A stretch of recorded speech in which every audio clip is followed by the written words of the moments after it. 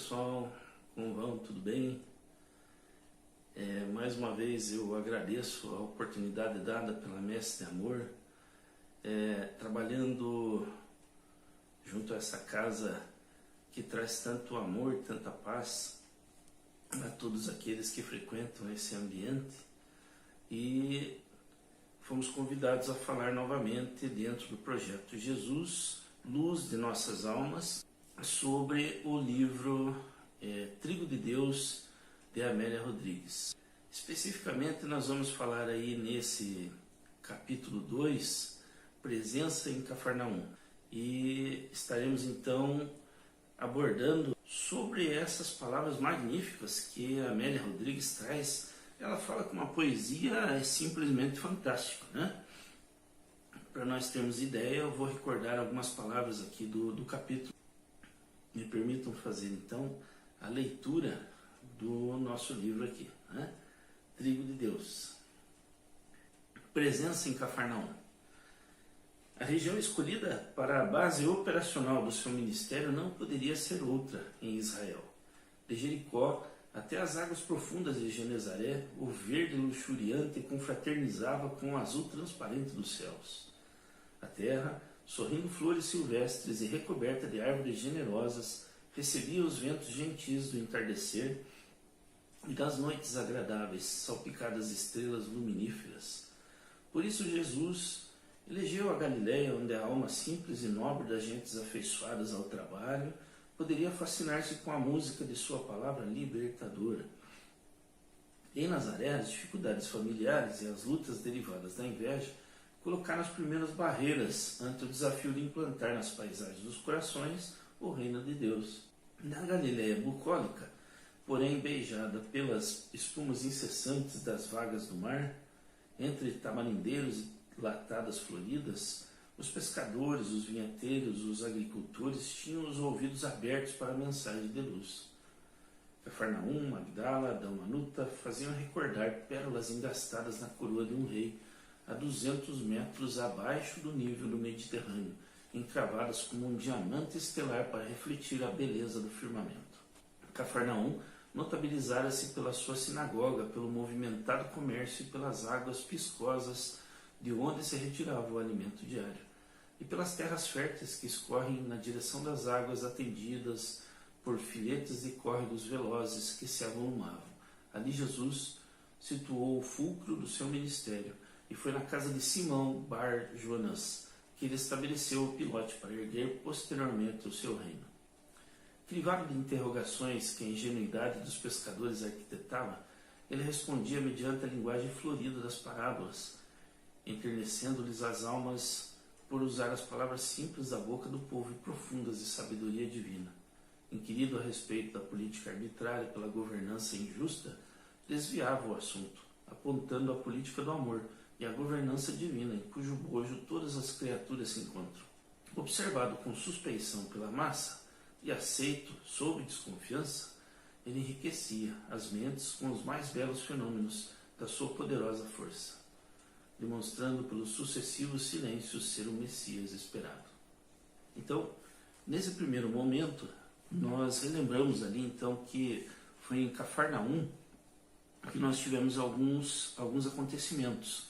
Cafarnaum fica à margem pouco mais ao norte de Galiléia, né, do mar da Galiléia, e ali nós tivemos alguns acontecimentos. Jesus acalmando a tempestade, Jesus caminhando sobre as águas, né, como nós já conhecemos. Foi ali próximo que ele alimentou 5.000 pessoas, foi ali próximo também da região de Gadara, perto de Decápolis, que ele fez a expulsão dos demônios ali, que ele assustou os porcos saíram correndo e caíram no abismo. Foi provavelmente nessa região em que nós tivemos o Sermão da Montanha, segundo os relatos espirituais. Ali ele também alimentou 4.000 homens. Então nós tivemos várias coisas que aconteceram. As curas dos cegos e do mudo foi em Cafarnaum. Ali também ele diz que é o pão da vida, quando ele falou que ele é o pão da vida. Então muitos o abandonaram ali naquele momento.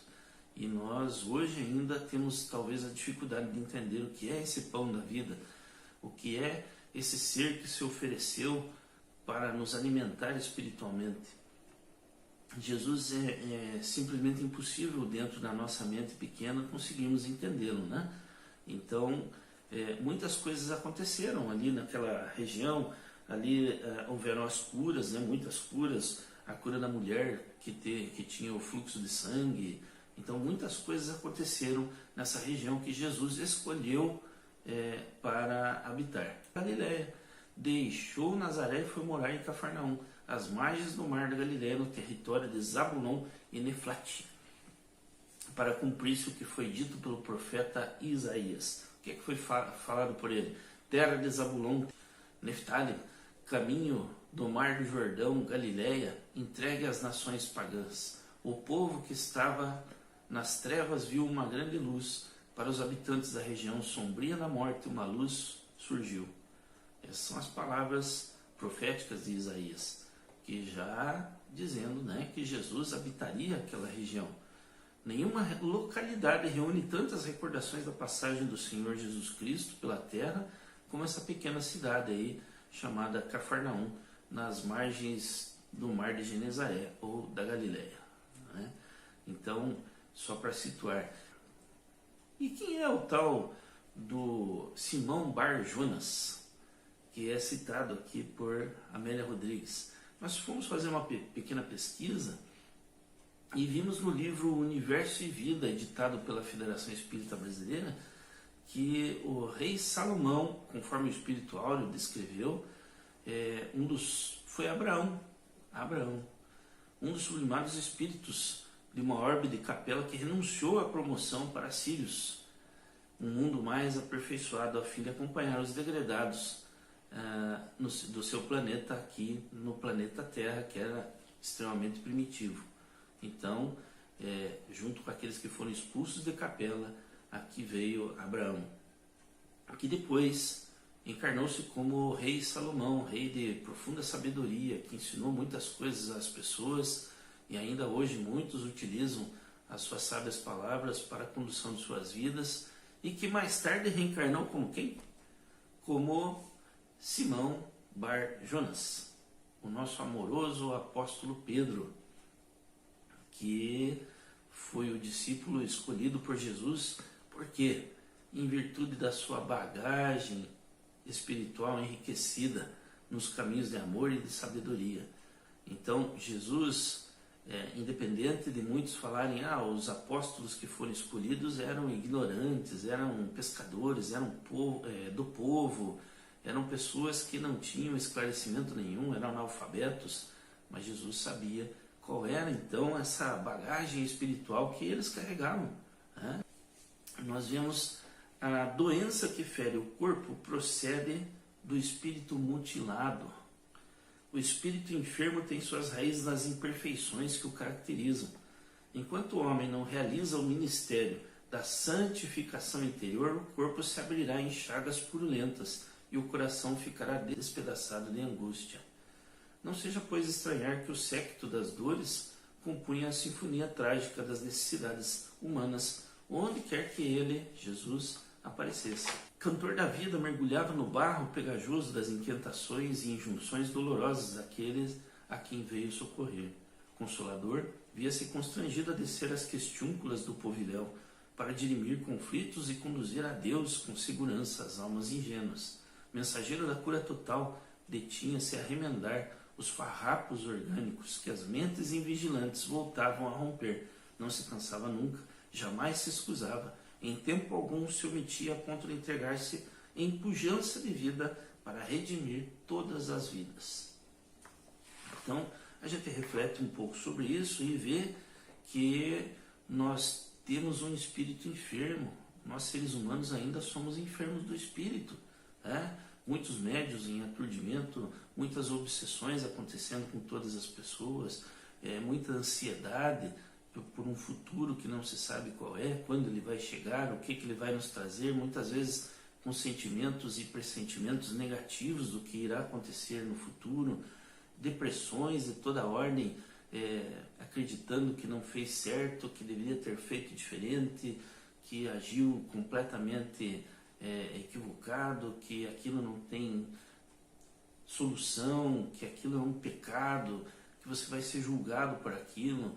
Então é óbvio que isso vai te fazer mal para a mente e vai criar também doenças. Essa angústia toda, essas fobias de toda ordem vão criar dentro do nosso perispírito, vão criar, já que estamos alojados dentro de um corpo e não saímos desse corpo, porque o nosso perispírito está segurando o nosso espírito, não é?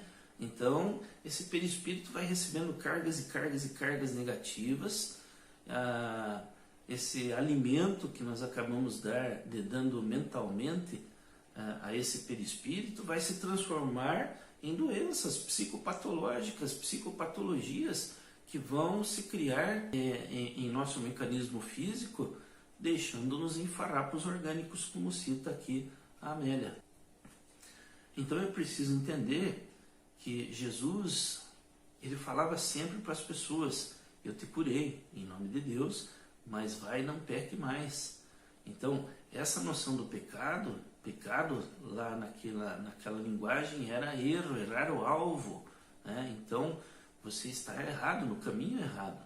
Então vai e não erre mais, vai e não faça mais aquilo, porque se você continuar dentro da mesma vibração, mesmo sendo curado por quem quer que seja, né? Por Deus, por Jesus, por um espírito amigo, por um médium, pelo pastor, pelo padre, ou por quem quer que seja, se você não mudar as suas atitudes, eu não mudar as minhas atitudes, eu vou novamente voltar a ficar enfermo. Porque é o modus operandi da minha vida, é o jeito de eu pensar vigilantemente, né? Então é isso que acabamos chamando de auto-obsessão. Você está impaciente? Você acha que a tua dor é a maior do mundo? Você vê ingratidão nas pessoas, vê maldade nas atitudes alheias, comenta sempre o lado mais infeliz das pessoas, né? Reclama apreço, reclama reconhecimento, supõe que você trabalha demais, que você se esforça demais, que você deveria ser reconhecido por todos, você foge às vezes de si mesmo através de algum vício, né? Seja uma droga, uma bebida, um cigarro, o que for. Então isso está afetando o teu perispírito primeiro, né? Não o espírito, mas o perispírito primeiro, e aí o nosso corpo físico. Então, muitas vezes essa auto-obsessão acaba gerando distúrbios de toda a ordem em nós, né? Então é preciso meditar, é preciso orar, é preciso entrar no nosso quarto silencioso, como somos convidados a entrar, por essa porta estreita do autoconhecimento, né? Onde está a nossa prisão? E é no silêncio que é amplamente incentivada pela espiritualidade superior, como a gente vê lá no Livro dos Espíritos, na questão 772, que o silêncio é útil, pois no silêncio te recolhes, teu espírito se torna mais leve e podes entrar em comunicação conosco, né? Quem é conosco? Com a espiritualidade superior, através da oração, né? Pede para o teu anjo de guarda, para o teu espírito protetor, para o Mestre Jesus, para Deus, espiritualmente te ajudar a passar por dificuldades, sejam elas quais forem, dificuldades reais ou imaginárias, todas elas são atendidas. Por quê? Porque nós precisamos do equilíbrio da mente.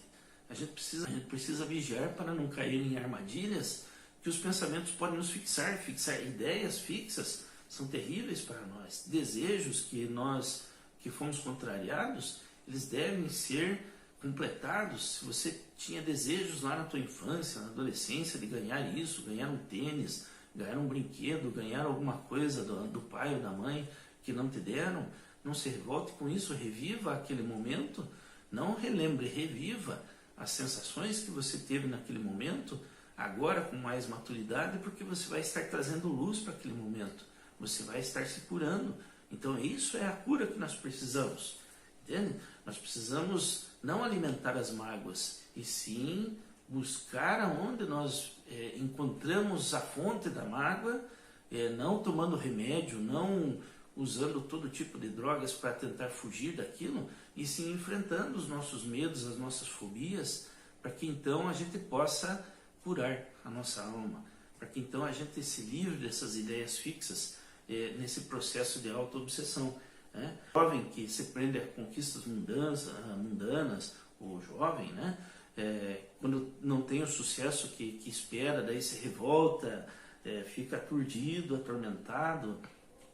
A esposa ou o esposo que, por qualquer expressão lá do marido da esposa, tenta achar pista de infidelidade, um amigo que descuidou de uma palavra, falou alguma coisa sem pensar às vezes, e você se viu assim meio que rejeitado, ou não compreendido.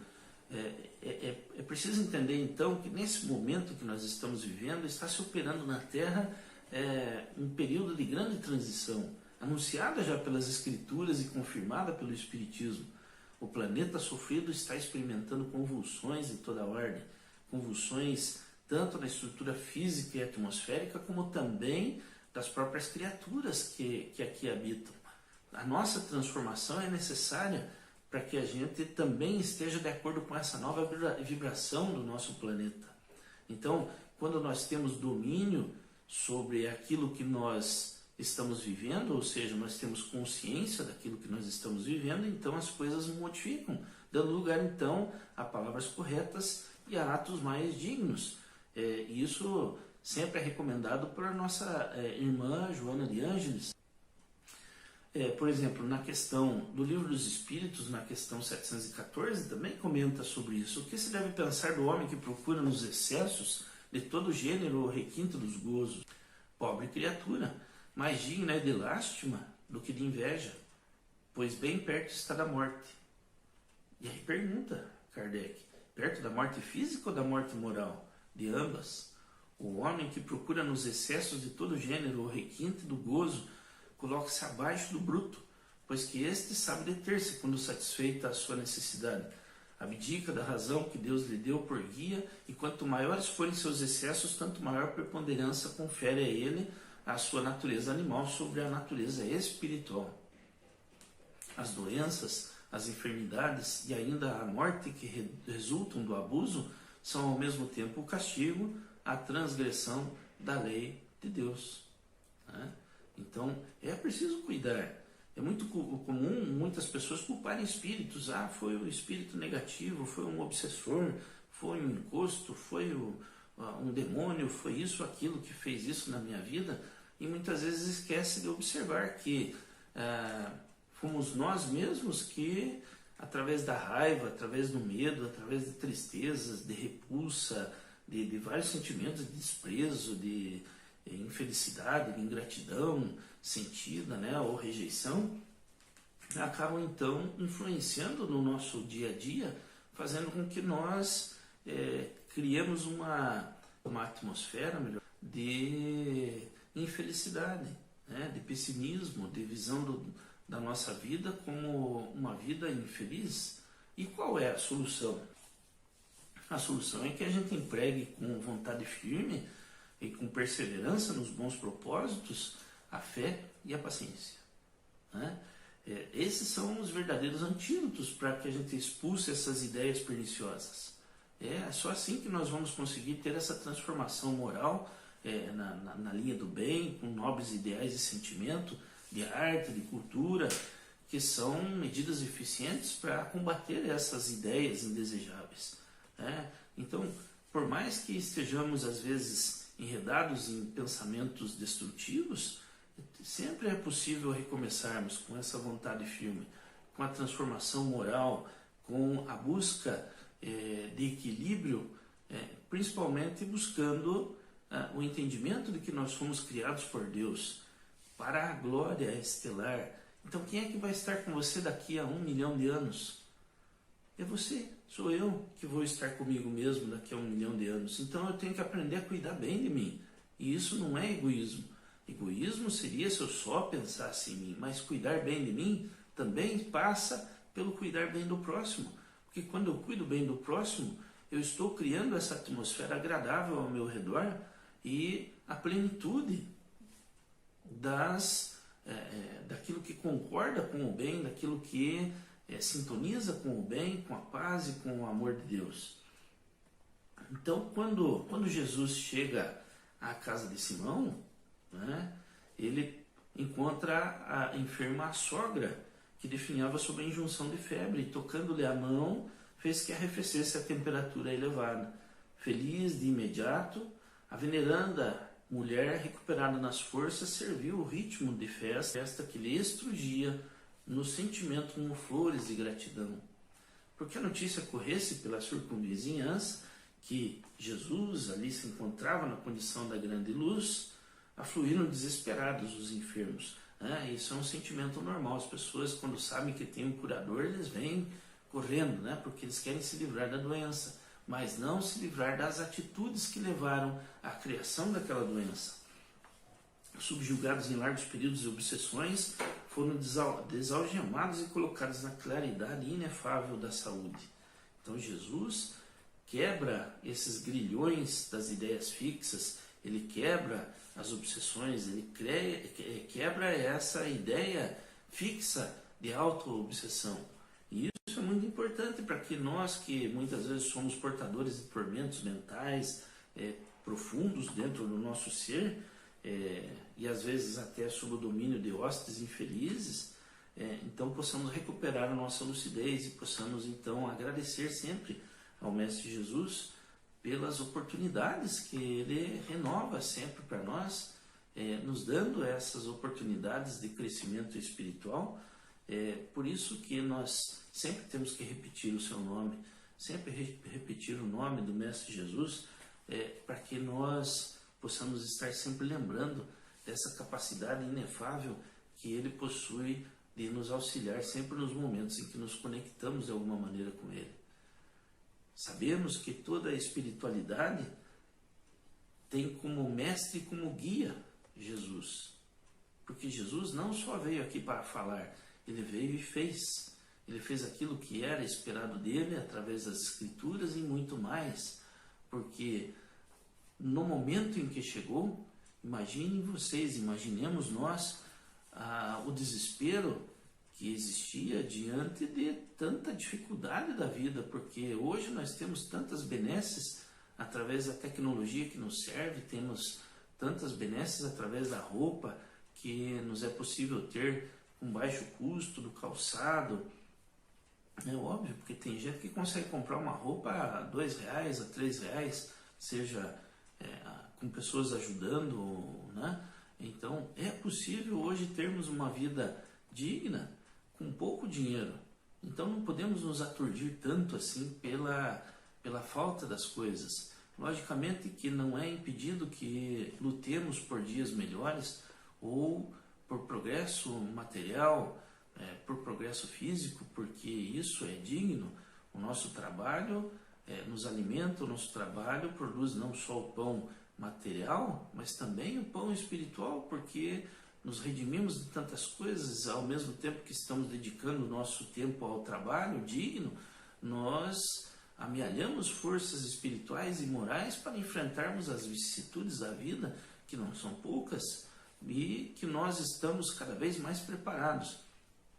Porque eu digo o seguinte, nós não viemos aqui na Terra, provavelmente nesse momento, para sermos felizes, e sim para sermos ou aprendermos a ser fortes espiritualmente, porque à medida que nós nos fortalecemos, então essas vicissitudes, essas imperfeições e dificuldades que vêm ao nosso encontro, nós vamos observá-las de uma maneira diferente. Nós vamos deixar fluir as coisas e já não nos abateremos tanto com as coisas que estão acontecendo ao nosso redor. Jesus é o ápice das aspirações humanas. Enquanto todos sorriam de júbilo, ele compreendia quanto era célere o reconhecimento humano e fugaz a afeição daqueles amigos. Ele conhecia as almas, ele conhecia que ainda éramos ou somos ainda muito ignorantes em muitos pontos. Não nos permitamos que isso seja colocado como um fracasso ou como um adjetivo impróprio, e sim com uma atitude de proatividade para que possamos deixar essa ignorância sobre determinados fatos, sobre a verdade, enfim, para que possamos nos esclarecer e nos libertar. Porque Jesus disse: a verdade vos libertará. Conheceis a verdade e ela vos libertará. Então, nenhuma das palavras do Mestre Jesus foram mentirosas. Todas são dignas da nossa reflexão, da nossa humildade em refletir sobre o que Ele está nos falando no fundo do nosso coração, do nosso espírito, para que possamos então empreender a maior jornada de evolução que possamos ter. Qual é essa maior transformação que nós podemos ter? A transformação moral, a transformação do espírito, a transformação real, para que possamos então encontrar o verdadeiro reino que foi prometido pelo Mestre Jesus. O reino em que habita Deus. É o reino do silêncio. É o reino em que nós pediremos para que a porta se abra e ela abrir-se-á. Ou seja, a porta estreita que conduz à nossa reflexão interior, que nos conduz a nos motivarmos a buscar realmente o que é que está dentro de nós, né? Da onde Deus expande através de nós. Ele se materializa em tudo o que nos rodeia. Ele se materializa em todo esse mundo externo. Então ele está aqui. E nós, como co-criadores de todo esse mundo, temos uma obrigação, temos um dever. O dever do reconhecimento a Deus, ao Mestre Jesus, por todas as benesses que nos alcançam, por tudo aquilo que Ele fez por nós. E terminando o pequeno capítulo do livro Trigo de Deus, nesse capítulo 2, da Amélia Rodrigues, diz assim: não foi sem razão que escolheu aquela região, especialmente Cafarnaum, para que, nas noites perfumadas da Galiléia ridente, em arameu, ele cantasse a epopeia do Evangelho aos corações, onde a musicalidade sublime da natureza em flor inaugurasse a era do amor para todo sempre. Então é uma poesia fantástica, maravilhosa, que nos é oferecida por essa irmã Amélia Rodrigues. E a gente teve a grata satisfação de passar esses breves momentos aqui com vocês, para refletirmos um pouco sobre essas meigas e doces palavras que calam fundo ao nosso coração, agradecendo sempre a Jesus por todas as oportunidades que nos são oferecidas a todo instante para a renovação moral e espiritual do nosso ser. Obrigado, Mestre Jesus, obrigado, amigos da Casa Mestre de Amor, obrigado a todos aqueles que em alguns momentos nos ouviram e que alguma coisa do que aqui foi inspirado pela espiritualidade superior possa calar fundo no nosso coração e que possamos transformar a cada dia as nossas vidas. Muito obrigado e fiquemos todos com Deus e que assim seja, Senhor.